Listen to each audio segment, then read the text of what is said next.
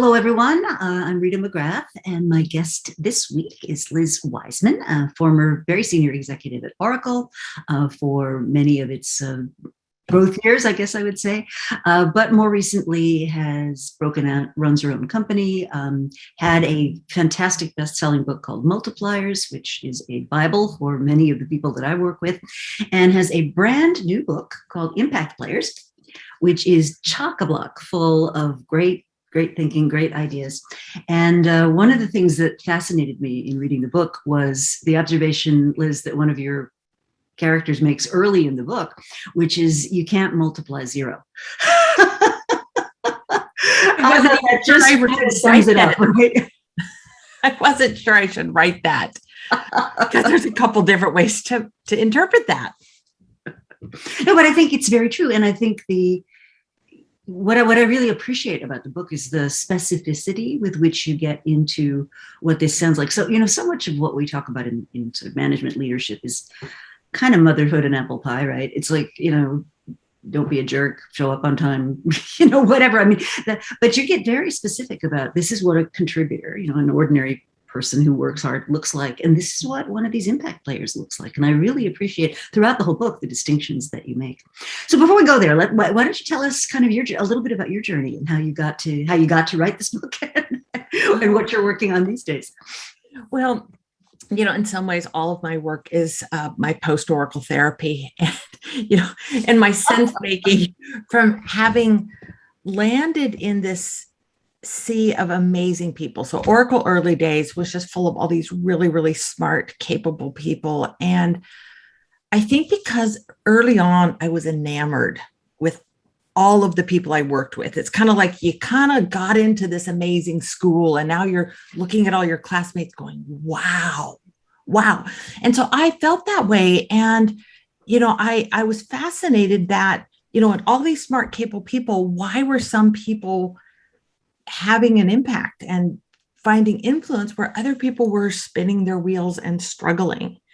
And, I spent a decade looking at, how is it that really smart, capable leaders can end up shutting down the intelligence and capability of people around them? And so I've looked for a decade at what is it that a leader does that either amplifies the intelligence and capability of their team or diminishes and really honestly sucks the life out of their team.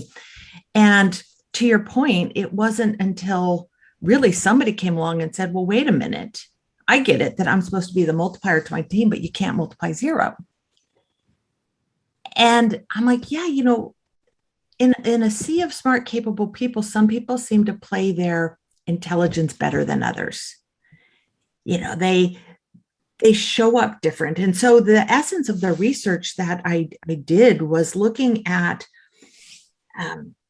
comparing equally smart, capable, hardworking people. And like, why were some people stuck going through the motions while other people were building influence and delivering value and having this inordinate kind of impact inside of organizations? And I looked at that through the eyes of 170 managers who told us who their high impact contributors were, people I call impact players. And really, I'm a researcher who has come to my work from a long tour of duty as a corporate executive.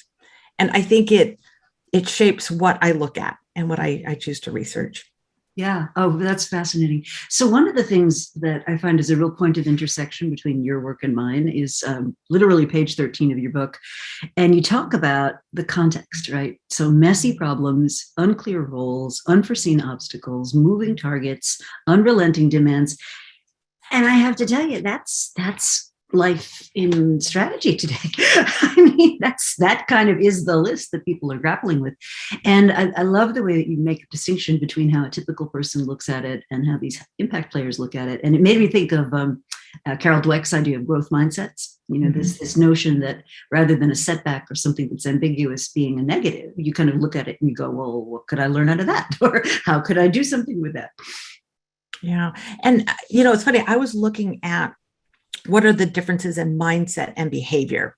And as I was doing it, I realized it was that they handled these particular situations very differently. And they're all fraught with ambiguity and uncertainty.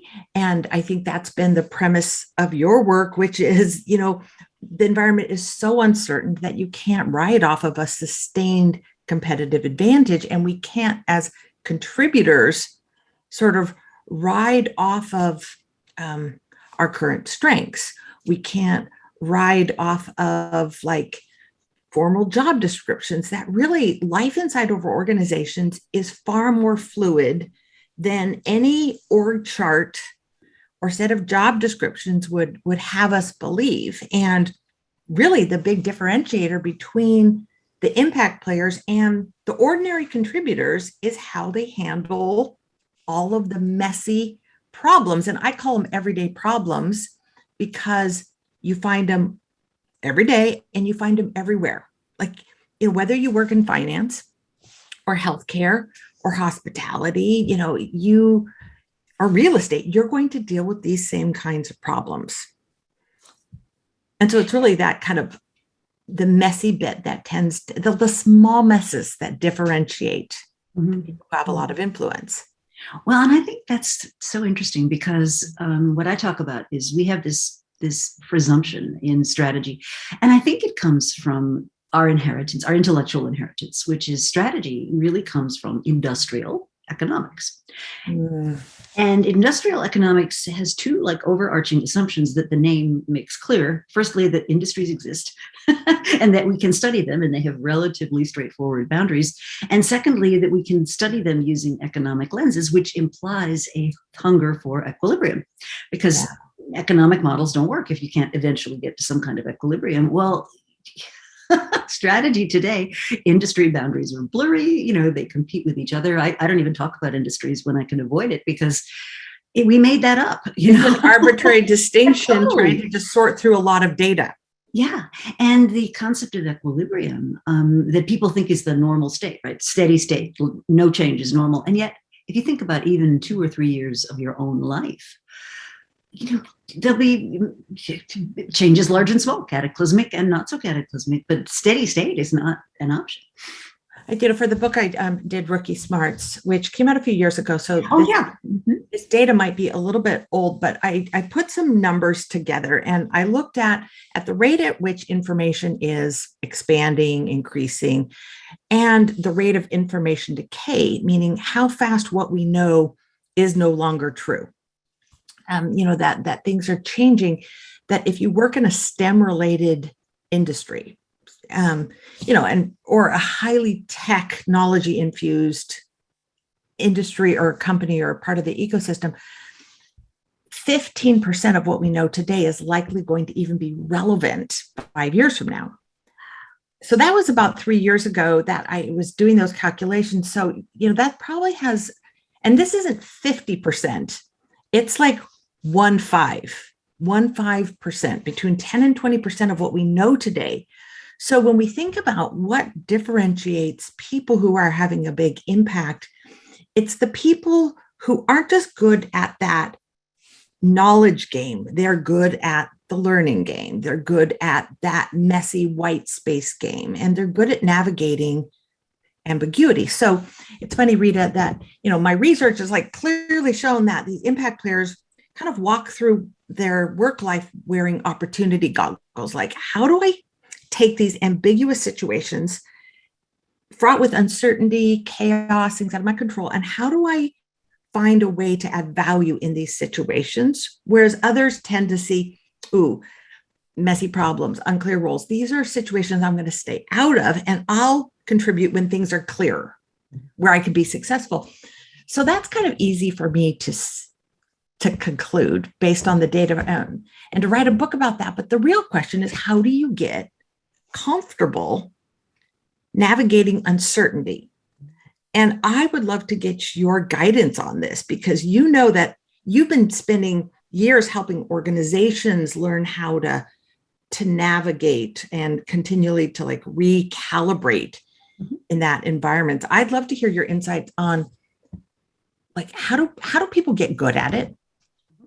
Well, so there's a couple of techniques I use. One is, I wrote about it in my book, Discovery Driven Growth, which basically started with observations back in the 90s, right? That all these really capable companies like Disney, I mean, I can't think of very many more better managed companies than Disney. And yet they opened up Euro Disney, and it was, for the first few years, it was a complete catastrophe. And I had a bunch of other examples. And by the way, this stuff is still with us. Just last year, we had Quibi, right? $2 billion on the thesis that millennials would watch 10-minute movies. And just, a couple of weeks ago, or last week even, we had Zillow finally figuring out that maybe flipping houses wasn't the same as programming an algorithm. And so the first thing I try to do is say, look, relieve yourself of the burden of making predictions, because the world is just too unpredictable. So once you take that burden off, now what you can do is say, okay, what you can't predict, but you can make assumptions, and you can get much smarter about documenting and testing the assumptions that you make. And so I think the first part of that equation, don't worry about being right, is so hard for a lot of managers to deal with, because they're used to dealing with the steady state period of a competitive advantage. It's keeping the wheels on the bus, it's operational excellence, it's did you make the quarter, it's, all those things where you are in fact being rewarded for having the right answer. Whereas in high uncertainty situations, the best you can do is say, based on the data that I've got, these are the hypotheses that I can make. So I think the first thing is recognizing in high uncertainty, prediction is not really right. And that changes how you think about failure, because, failure in situations like that is not, it's like if you made a prediction and it wasn't right in a conventional business, that's failure, and that's bad. And we try to avoid that. And it causes a lot of risk averse behavior. On the other hand, if you say, well, actually, this was an experiment, we're going to see, I'll go back to Zillow. We're actually going to work with a guy who flips houses for a living, and we're going to break down the economics of that. We're going to buy 2 houses, not 2,000. And in that case, if it doesn't work out, if you say, oh, this home flipping thing is not for us, great. Take back the budget you allocated to that and go spend it on something more worthwhile. And it's failure to learn, and it's failure to update your forecast. I remember, being a manager at Oracle when we were doubling in size, and, we're trying to forecast our revenue, we're trying to forecast our spending, and people are like, how do I do that? I'm like, well, you make the best, statement you can given us information you have at the time, and you document that. And then when the situation changes, you update your forecast. So in that case, failure isn't getting your forecast wrong. Failure is failing to update your forecast and to know when to check to see if the situation has changed. And I just remember so many people were like, oh, that feels so uncomfortable to me. Yeah, absolutely. And yet, when you look at firms that have figured this out, they actually back this up with processes. So for years, Infosys, which had a huge growth, you know them well, huge growth trajectory, and they rebudgeted the entire company every quarter. I mean, you have to have great technology, but you also have to have the expectation that that's what we do. Because I talked to Sanjay Purohit, who used to be their head of strategy, and he said, look, in a high growth context, you don't want to wait 3 quarters before you find out you're on the wrong trajectory. You need to fix it now, because everything you do multiplies, right? It compounds, which I think is absolutely, absolutely fascinating. So I had a question for you about so there's this dilemma that I've been wrestling with, which is appropriately summarized in Thomas Chamorro Music's book, Why Do So Many Incompetent Men Become Leaders? And so you've got these impact players, and you've done a great job of like, what's the profile? What are they like? How do you pick up on them? How do you know them? And yet, when I look at who gets promoted in many companies, it's often not those people. It's good politicians, sharp-elbowed political players, people who kind of figured out the game. And you very explicitly say the high-impact people don't do the politics. They don't do that stuff. So that to me is a bit of a quandary. Like, what I think we want and need in our leaders is more of these impact player qualities. And yet often what we get are these showboats. Yeah. So this is one of the big surprises for me in the research. So I'm going in knowing I'm studying, people who are considered to be high value contributing, high influence, high impact.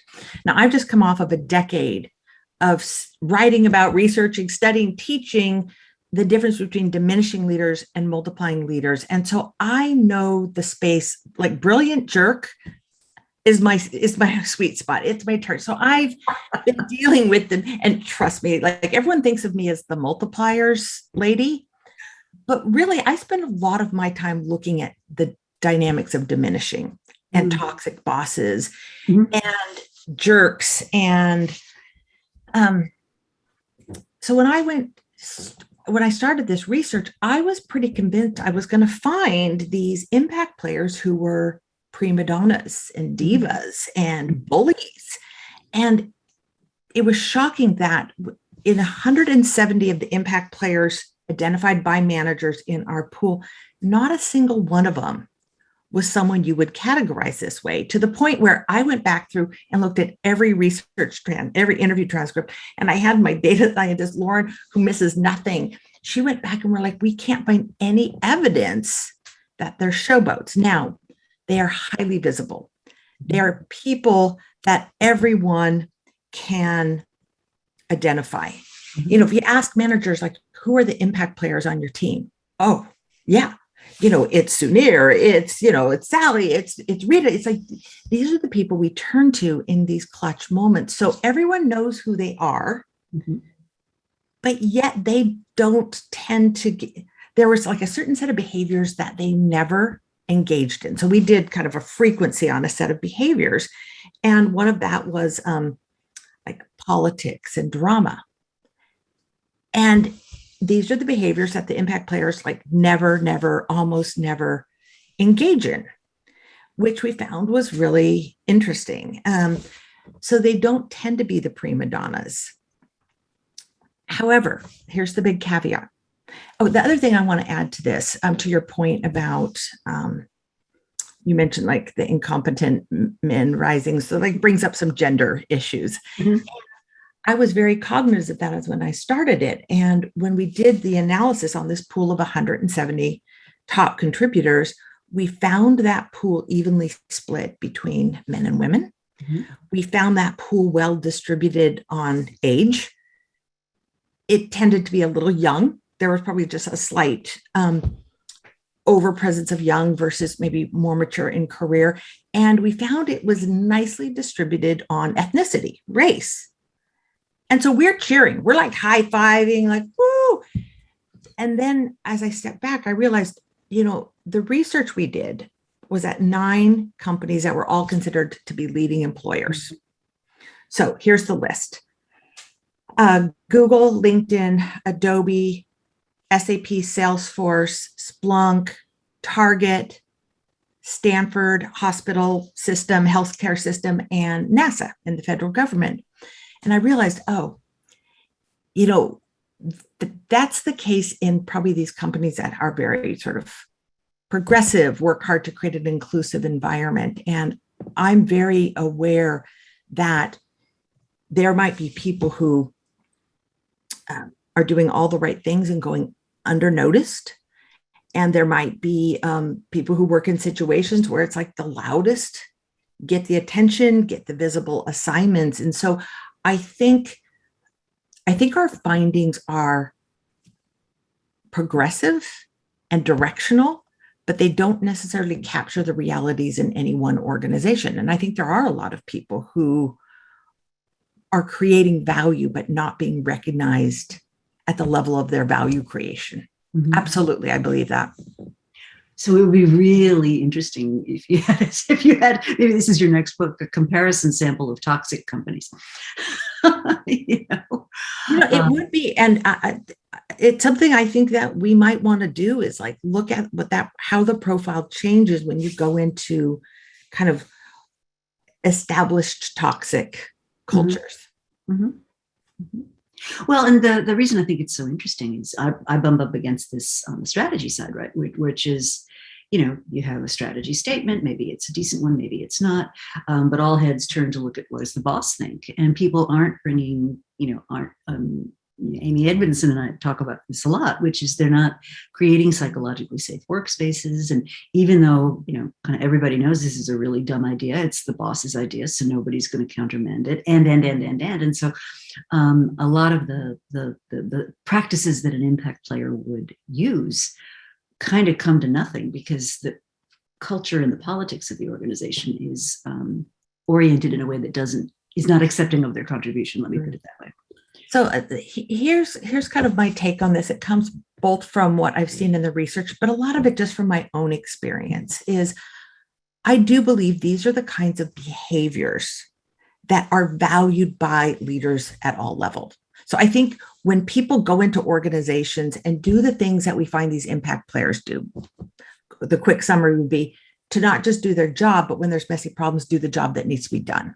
When roles are unclear, instead of waiting for direction, step up and lead and fill that void, but then be willing to step back. When unforeseen obstacles appear, it's tempting to escalate up. What the impact players do is they look up for help, but they hold on to that ownership. When targets are moving while other people are staying focused, they're being transient, to use your term. They're adjusting, they're changing and evolving more than they're staunchly defending something. And then lastly, when the workloads are particularly heavy and other people are looking upward for help, they tend to make work light for the whole team. They're sort of easy to work with. They're low maintenance, which is why they could be unseen. So I very much believe those are the behaviors that are valued. But if we just do that and expect people to notice, I think we're naive.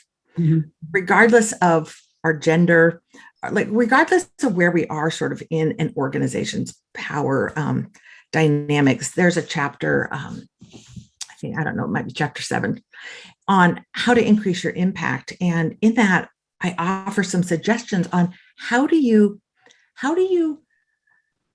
bubble up evidence of your impact. And the metaphor that I like, it's kind of a strategy move, but it's more of a branding move. So this is back in the 90s when, probably back in the 80s, like laptops are now proliferating and everyone's starting to get a laptop at IBM, at Toshiba. But the real power of the laptop was the Intel processor, that microchip, I think it was like the 4086 processor, but no one knows about it. Everyone's seeing the outward branding. IBM's getting credit, Toshiba's getting credit. The Intel people are like, hey, we're the ones creating the value here, but nobody knows about it other than the nerds of the industry and our OEMs. And so they come up with this branding campaign, which is to put the Intel Inside logo. So it just was Intel Inside with just a little circle around it, stamped on the outside of the laptop casing. And it was their way of saying, we're in here doing hard work and we've got some great technology and we're bringing value to this product, but we just want you to know about it.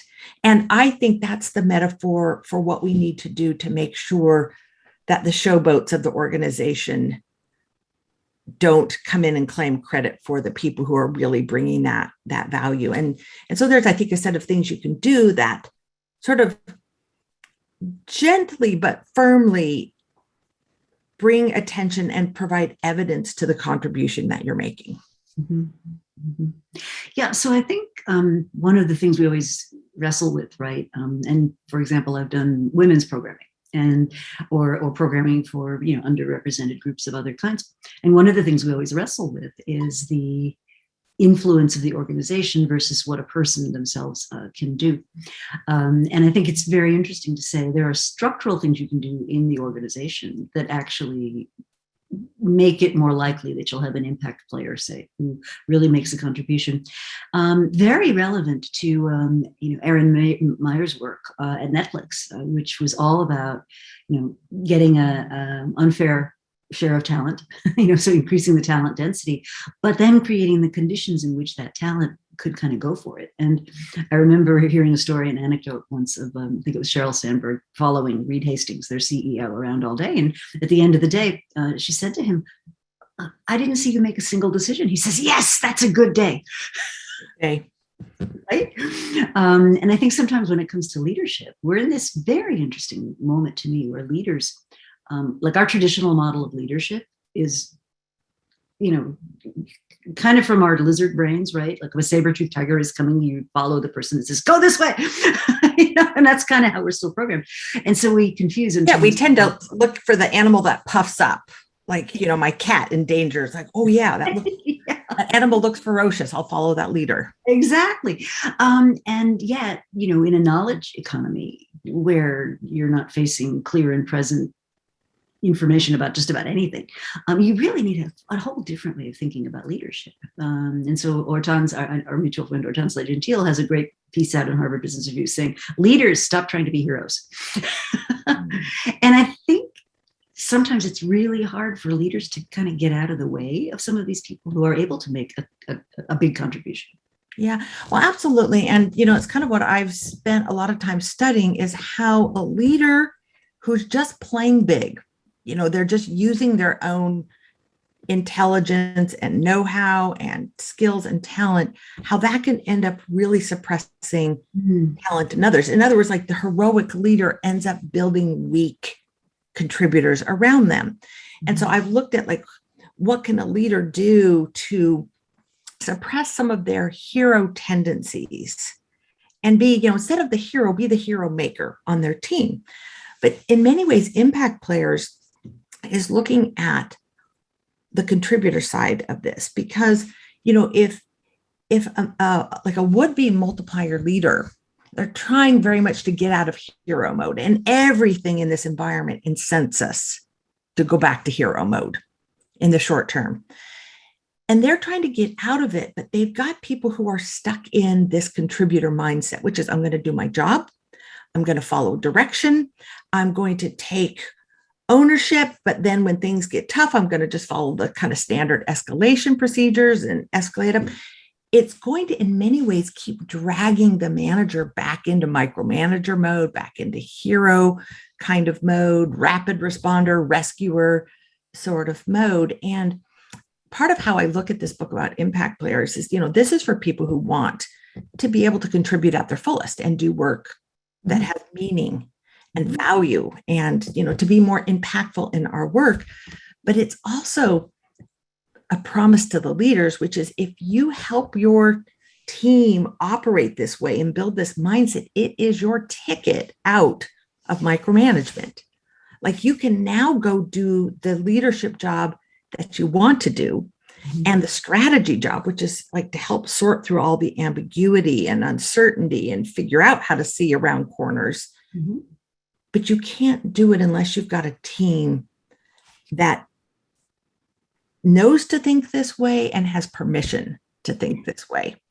And I talk a lot about the permissionless organization as a sort of a form of this follow the talent, break the organization into smaller teams, use technology to do the coordinative jobs, because this is another area where I think our practice is lagging way behind what's possible realistically. So in a lot of companies, the coordination work is done by quote, quote, middle managers. And the metaphor I always had is some guy with a clipboard wandering around getting status updates from people, right? Well, technology does that for us now, so we don't need to do that. And as we've learned over the last 18 months, we don't even need to be physically together to know what's going on, right? There are techniques you can use to know what's going on. And so I think there's a whole kind of set of assumptions around what managers do that is really being questioned. Because if you think about it, if you imagine a prototypical organization just full of these impact players, you would need very few layers of management. You would basically have them working in small teams, figuring stuff out and coordinating with other impact players on small teams. And, wouldn't that be a cool way to organize? And I think some companies are indeed figuring this out. Yeah. And it's part of this, this leadership model that I saw demonstrated by these impact players is this very aggressive form of leadership, which is, the first sign of a leadership vacuum, I'm going to step in. So like by metaphor, this is me when I'm in a group and nobody can decide where we're going to go for dinner. Like, they're the people who just like step in and say, okay, where do you want to go? Where, and they take charge of those situations. It's this assertive kind of leadership, which is nobody appointed me a leader. Nobody gave me the authority. Nobody asked me to do it. In fact, I wasn't even really invited to do it. I'm going to step in and lead, but it's not this land grab of like, I'm now gunning for something. I'm going to fill this void and I'm going to do it in service to a need. And then when my service is complete, like you can pat me on the back, thank me. And then I'm going to step back and follow my peers and others with the same level of energy and commitment that I led. So it's this step up, but then step back. It's this fluid form of leadership. And I think this promises a lot more organizational agility. And clearly when people have permission to step up and lead in leaderless situations, it allows an organization to move faster. But I think it goes deeper than that, in that, in most organizations, it's the same people who are always leading, who are always tapped, like who get looked at when there's a group and nobody can figure out where to go for dinner. And those leaders become capacity limiters, bottlenecks, and they become exhausted. Like, I'm tired of being in charge. I'd love to be a participant, but only if someone else is really going to be in charge. And so what it does is it takes these like overtaxed leaders, or the always leaders, and these like underutilized others, and it starts to just balance this out. So it's reducing burnout on two dimensions. One is the people who are spinning way too fast, shouldering way too much responsibility. They get their turn as a participant, but then those who are underutilized actually get their turn leading. And what if I found, anything from all the research I've done, it's that people come to work desperately wanting to contribute. When they contribute fully, it's exhilarating, not exhausting. And when people are underutilized, it's exhausting, which is so fascinating to me. And right now we're dealing with this burnout epidemic. Well, burnout, the great resignation, people, existential reevaluation of what am I doing with my few hours here on earth. It's huge. It's huge. And think about the assumption, we really should let the strategists kind of attack this problem, because strategists tend to think in assumptions. And, the assumption behind this is, people are overtaxed. They're working too hard. Let's take our foot off the accelerator. Let's give people some R&R, some sabbaticals. I'm not opposed to a little bit of rest, but it doesn't solve the problem. Burnout more often than not is a function of too little impact, not too much work. When that is so cool. I was talking to Jennifer Moss about this exact topic, and she said something very similar, which is that it's the lack of locus of control is like the heart of where burnout really starts. It's that lack of locus of control and impact. And what is needed for impact is locus of control. It's a sense of, I can shape my reality, that I'm not a victim of other people's decisions, that I have the ability to make reasonable decisions, to shape like when and how I can work at my best. And I think we would respond very differently to this great resignation is if we looked at it in lieu of, working too hard, or maybe in addition to, look at it through this lens of impact and control. Like managers, don't just give people more flexibility, help people see how their work matters. I like that. I mean, you mentioned specifically in the book, this atmosphere of appreciation, caught you doing that right. Let's have more of that. I think it's one of the byproducts of remote work that we haven't talked a lot about is that the chains of impact are getting broken, where, it used to be that you sent someone a report and then they were like, oh, hey, by the way, that was great. That was exactly what I needed. But all that by the way stuff is going by the way. And people are sending their work off going, did that fit the job? Was it good? Was that what you needed? Because we're so busy that we forget to say, oh, by the way, that report you sent, it allowed us to make this decision. And now we can move faster into this because of that analysis you did. And being specific. And you have a great few pages in the book where you talk specifically about remote teams and opening up a meeting with, instead of getting right into it, sort of saying, how are you? What's your biggest worry right now? What are you concerned about? So that people have the opportunity for a little bit of, by the way. Yeah. That check-in before diving in. Now I see that you're probably looking at some of these questions Well, there's one question that is right up your alley from Mara, who wants to know recommendations on how to identify other impact players in the interview process. And I want to connect that to this fabulous chart you have in your book on coachability of the impact player. And when I first read that chart, I got it completely wrong. I was like, but all those things on the left look really good to me. Like, why would that be like not coachable? And your point, I think, is more subtle than that, which is there are things you can teach people, and then there are things that are more, that's how the person is. And I thought that was an interesting point. Yeah. And the group that, so this was like the extra bonus research that I did. And, as I'm doing the research and writing the book, I'm realizing, it's naive to assume that all of the mindsets and behaviors of impact players are equally or easily learnable and coachable. So I come from a background of learning and development, and I happen to be an optimist by nature. So my default to learning is, oh, yeah, I can learn how to do that. You can learn how to do that. Some of this is like me and my vertical leap. Like I can maybe take it from 2 inches to 3 inches, but it's not going to 30 inches, like that one's like, I can work really hard at it and probably not make a lot of progress. And I think there's a lot of managers who are coaching their teams, but some of it's on things that people can't easily change. So we did this bonus research, which was to look for what are the more coachable and least coachable mindsets and behaviors. Now, the literature in psychology is suspiciously light on this. I think psychologists are really conservative about deciding if something is malleable or not. Mm-hmm. And very reluctant to do this. So I went out to a group that's less reluctant and I think more experienced and insightful is executive coaches. And Rita, you're part of the MG100 group.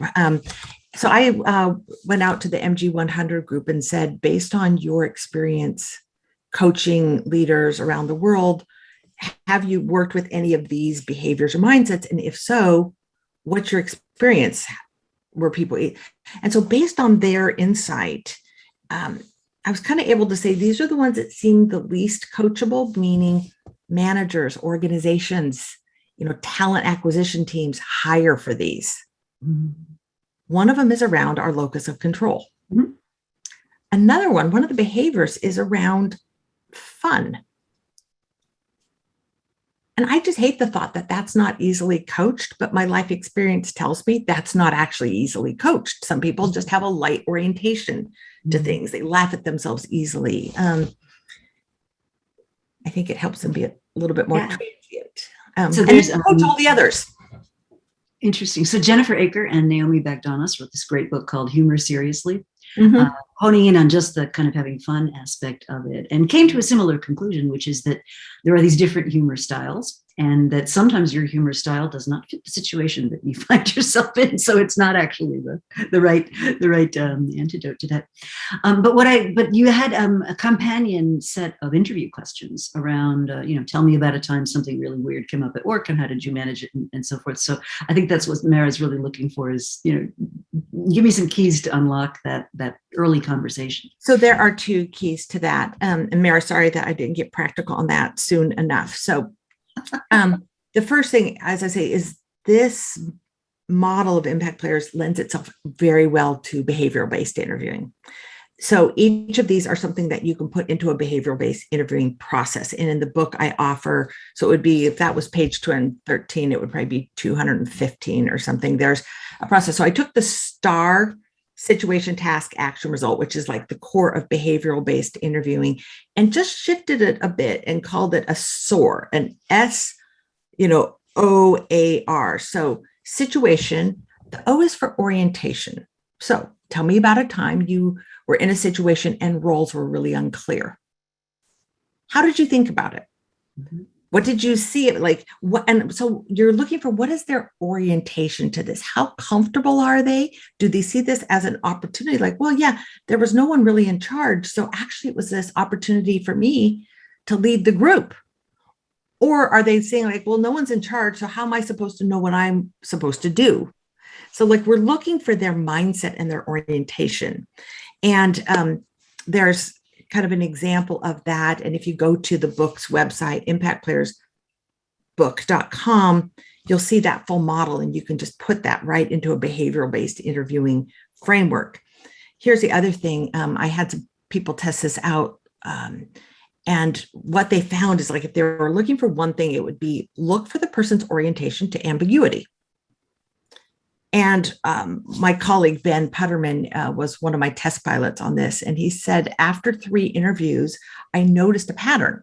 And he said, the people who had some of these impact player traits, I watched their body language during the interview. When I asked them, like, talk to me about a time when you're dealing with uncertainty and ambiguity. And he said, some people were like holding back, leaning back, like you could see for them, it was icky. Mm-hmm. But for others, he said, oh, they're like excited about it. They're leaning forward. They're talking about it. They're energized by it. So I think if I had to look for one litmus, like if I had a litmus test for it, it would be their ability to talk comfortably and excitably about uncertainty and ambiguity. Mm-hmm. So this, I really like the book. I sort of started it thinking, well, is it about fixing the people, but what kind of sealed it for me was this "you can't multiply zero" concept, which I thought was just great. And I want to tie it to something Gary Hamel talks about, which is, he calls it humanocracy, which is, if you look around the world, right, we have these people who are YouTube stars, running full businesses on things like Etsy, making creative work that then other people can follow. In other words, there's this enormous amount of human ingenuity out there, in the world. And then you take people who are these exact same people and you pop them in an organization, and it's like all that stuff just gets snuffed out. And this to me is, maybe this is a window or a start to having that conversation around, how do we stop building these dehumanizing organizations? Yeah. Well, I think it starts with this assumption, and it's the assumption that the multipliers hold very differently than diminishing leaders, which is this assumption that people are smart and will figure it out. And if you start from this building block, that the people around you are smart and will figure it out, you give them bigger problems to solve. You don't need to jump in heroically. They're going to get it across the finish line. You can ask questions and let them find answers. I think the cousin assumption is that people start with this assumption that people want to do a good job and they want to have an impact. Mm-hmm. And I think if you add to that, like, people are smart and capable, and that people, like, they want to do work that matters and have an impact. Like, your job as a leader is to point them to the right problems.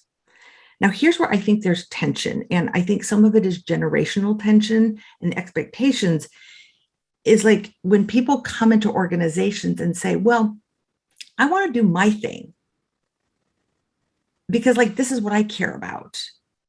But that's not really the mission of the organization. You get a lot of sort of organ rejection to that, and that creativity gets squashed. Like, if you're coming into an organization and you want to be entrusted to build and create, it's like your first obligation is to center yourself in the mission of the organization. And when you show that, like, I'm not here to push my agenda, I understand the strategic agenda for this organization, I think most managers will give you an incredible amount of latitude about where you play in that. But not everyone is entering into the workforce and into organizations first trying to understand, where can I add value, rather than let me bring my personal passion. Mm-hmm. I think there's some redirection that's needed for some people. And I think that's an important point. We hear so much of advice being given, especially to younger people, follow your passion and all this stuff. And that's great, but there's more to it than that, right? So when I work with a women's leadership program, and one of the things we talk about is creating a vision where you've got a mix, right? You've got your economic engine, somebody's got to pay the bills, and of course what you're passionate about. But more than that, you have to have what you are uniquely good at, like on the planet. And it's the intersection of those three things that makes you a really valuable, that makes that vision valuable and makes you valuable to the organization. So just the passion part without the rest, not so much. And Rita, I think there's a ratio here, an overused ratio that is helpful. And that's this kind of mythical 80-20 rule. that I don't know whether Google actually implemented that. I don't know if that's ever been measured. And what I'm referring to is that 80% of your job is to be on like your, proper responsibilities. And then there's 20% carved out for you to do kind of things of interest to you. And I think that's a good ratio for people to keep in mind, is that, and that 80% needs to come first. It's kind of like a dinner dessert conversation, which I know that metaphor doesn't work for everyone, because there are people like me, which is like, well, I'm going to start with dessert and then see if I have room for dinner. But it's, when you first orient, like, I'm going to put the bulk of my energy on what is important to the organization. It's amazing how fast people say, oh, that's something of interest to you. We've got room for you to do that. But I think we need to tilt it towards that 80. Mm-hmm. One of my colleagues, Adam Galinsky, talks about the importance of a leader being a superhero. And what he means by that is the super part is the performance, and then the heroic part is the vulnerability or the kryptonite or, whatever it is that's the thing. But he makes a really crucial point. He says, you have to demonstrate super first. you don't lead with vulnerability first, which I thought was an interesting point, which is, I think you have to kind of earn the right to do that. Absolutely. And your and Adam's point on this is actually another dynamic. Like, part of what I was doing in this research is looking for what are things that people are doing that become impediments to their own impact. Like, in some ways, how are we thwarting our own efforts? And one of them is, around vulnerability, which is like, let me just kind of put it all out there. It's like, you know what? Like, you might want to demonstrate some strength first before doing the kryptonite part of this. And like, I like working with people who are real and authentic and vulnerable, but there are some people who have so spun on that, over rotated on that it's distracting. Mm-hmm. That's a whole bigger conversation. Yeah. No, I totally get that. And I think there's, how do I want to say this? We almost have a template, right, that sort of says all children are above average. It's like Wobegon, right? All the children are above average and everything. And we don't recognize that, all of us get this right all the time. And so that's where the whole feedback and coaching really comes in. And one of the things I really liked about the book is you have a just sort of short rubric about how do you promote desired behavior and contain contrary behavior. And I just thought that was so powerful. So kind of name it, call it out, increase contact, make it learnable, stress test it, and promote it. Like a real short one-page summary of, so you see something, negative going on in your company. And that could be, it could have to do with race. It could have to do with getting the job done. It could have to do with, things that are not helping other people have the impact that they could. And being very proactive about, promoting the stuff that's great and not tolerating or not giving so much airspace to the stuff that's not so great. I thought that was really practical. Well, and it's so easy for us to either be like promoting positive behaviors, but we also have to remember to stamp out the negative behaviors. Like, we have to quell those and then amplify the positive behaviors. Mm-hmm. To make room. Yeah. It's almost like a well-being model, in that we have to eliminate pathogens and, viruses and bacteria, things that do harm, but we also have to introduce things that create health. And to build a culture, you have to do the very same thing. Mm-hmm. There's a great story that gets told about the former CEO of Amgen, and basically first day on the job, gets his leadership team together, and they're having this conversation, and it's all great about the company and the state of it. And he says, okay, now I'm going to get to something I really want to get off my chest right now as we're working together. He said, I'm here because I'm a fantastic politician, but I'm not going to tolerate politics. I know what it looks like.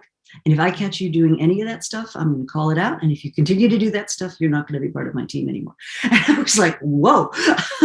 But, that level of clarity, like I know what you're doing. And I'm not going to put up with it, right? One of my other favorite leaders who does that really well is Siegel, who was the president of Affymetrix, bioinformatics company, and then was it GE Innovation, I believe, and in the venture world. And she's like, okay, here are kind of the rules for working with me. And so it was really nice, but she's like, these are the rules. And like one of the rules was, we are going to do debate in the fiery form. Like, I want to hear, but when we walk out of the room and we've made a decision, it's 100% commitment to that. And if you can't do that, if you can't do both parts, which is argue fiercely, but then also defend a decision and move forward with it rather than snipe it. Mm-hmm. And I don't think meant like defend it, a bad decision, forever. It's just that, there's no sniping here. And if you're going to snipe and can't be an ambassador of a decision we make as a team, you can't work here. Right. And we'll end it that day. And, that is one of the things I left this research process understanding. Because again, I talked to 170 leaders and I'm asking them, like, tell me about these impact players on your team. And they know right away who they are. And then they have, like, they're figuring out, like, oh yeah, that's what they do. That's what they do. And then I ask them a fun question, which is, what are the things that people do that make your job easy? Like, what is it that people do that you love? Yeah, you talk about making work light. I love that concept. Yeah. And then what do people do that really bugs you? And they tell me their list. And then they come to realize, oh, I've never told anyone that. And so it's like managers have these secret rules in their head about, like, I really appreciate it when people take responsibility, solve problems before they get there. I'll share with you the top of the list. People love, on average, here's doing things without being asked, when people anticipate problems, have a plan to solve them, help their teammates do a little extra, be curious, ask good questions. Number 6, I love ask for feedback before I get a chance to offer it. It's like, and then there's a set of things like, oh, that really kind of gets their goat, so to speak. And they realize, I've never told anyone the secret rules. Go through the second list too. Okay, here's the second list. Yeah, people probably want that. Okay, in some ways, these are like surefire ways to aggravate leaders, bosses. Number 1, give your boss problems without solutions. Now, I know like folks like Adam Grant, he's a big believer in, like, oh no, you've got to be able to give people problems without solutions or people won't speak up. I think I would interpret this, give your boss, it bugs managers when you give your boss problems without attempting to find solutions. I think that's a good add, because I'm the same, like when I'm looking at inflection points or weak signals, like, I want people to come forward with puzzlements that they don't really understand. But that's different than making no effort to figure out what the contours are. And I think it's probably a lot like the superhero kryptonite thing, which is people need to have first demonstrated a capability for solution finding, or at least know, like, here's the puzzlement, and maybe here's some questions we should be asking, like doing something to move it toward solution. Okay, that's number 1. Number 2, wait for your boss to tell you what to do. And this one's so obvious, but I feel like I want to shout it from the rooftops that here's what I know about bosses. They don't like being bossy. Even having studied some of the most diminishing bossy know-it-alls, most people don't like it and they resent it. And when people come to them and say, you know what, like, I took the liberty of solving this problem, like 9 times out of 10, that is going to be well received. And there's some ways to do it 10 out of 10 so that one never gets in trouble for doing that. But yeah, bosses like want you to be self-directing. Like, I don't think many people actually really want to manage people. I think people really do want to guide and direct and lead and coach. Okay, number 3, make your boss chase you down and remind you what to do. Yeah, this is my number 1. That right? I love it when I can do what the NASA people refer to as fire and forget, which is not fire people and forget about them. It's fire off a request, and then you can forget about it because like, Jacora is on it. It's as good as done. Right. It's just like, it's done. Like, I can cross it off my to-do list. Number 4, like credibility killers, don't worry about the big picture. Just do your piece.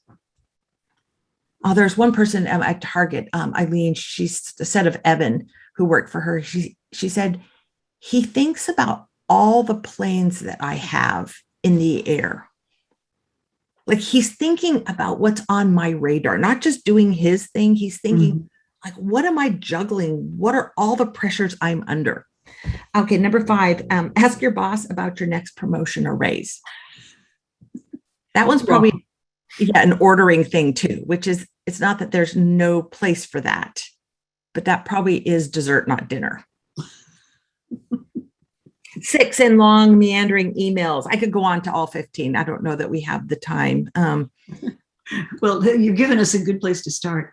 And so one of the things that I think is very practical is, this is stuff a person could get feedback about, right?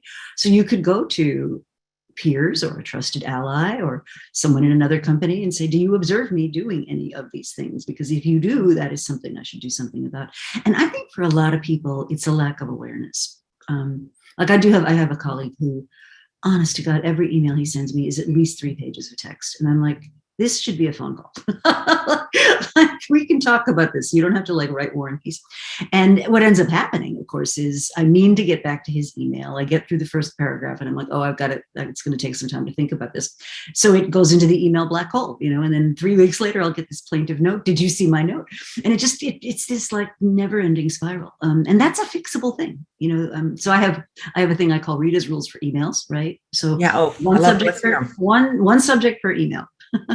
No more text in an email that can be on one screen. If you have 5 requests, send 5 emails. The thing I hate is where the thing is, I've done 80% of it and there's 20% I'm waiting on somebody for, and it's still in my inbox because I can't get that least. If you just had 1 subject per email, I could get rid of them and dump them off. Meaningful subject line. Right. So tell me, I need advice from Liz about this contract I'm about to sign on Tuesday. Don't tell me Tuesday contract. Because then I have to open the damn thing to know if it's significant, important, whatever. And so, if you just put Can I add on to that one? Sure. And if the thread changes, change the subject. Yes. That's another one. And then don't BCC don't CC everybody just because you want to be able to say in some meeting 3 months from now, well, I told you about that. That's not telling people about that. That's CYA.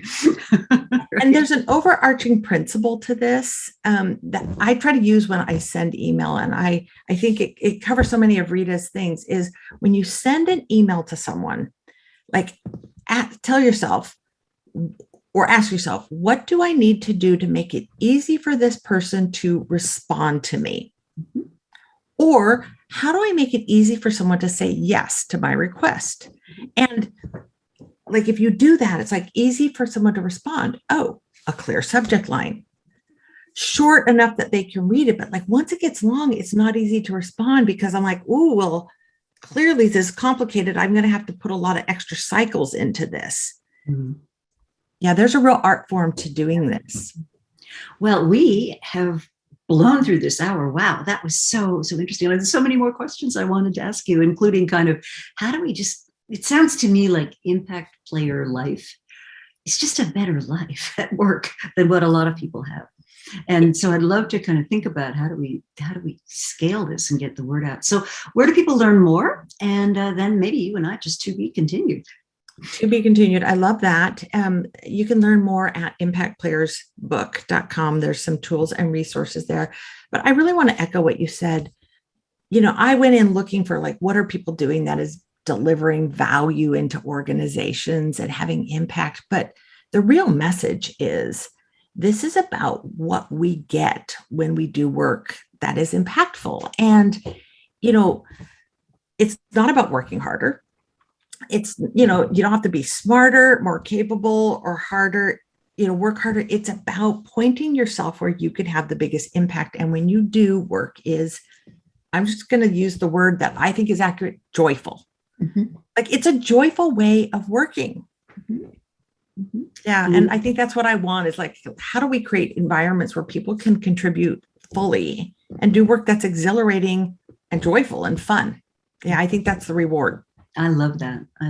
Well, Liz Wiseman, it has been a pleasure, and I will look forward to future conversations. Thank you so much for joining us. Rita, thank you for inviting me, and thank you for all the comments here from people. I've been kind of trying to keep my eye on them. I'll send them to you. Yeah, if we can't get to them in the session, we'll respond afterwards. Okay, fantastic.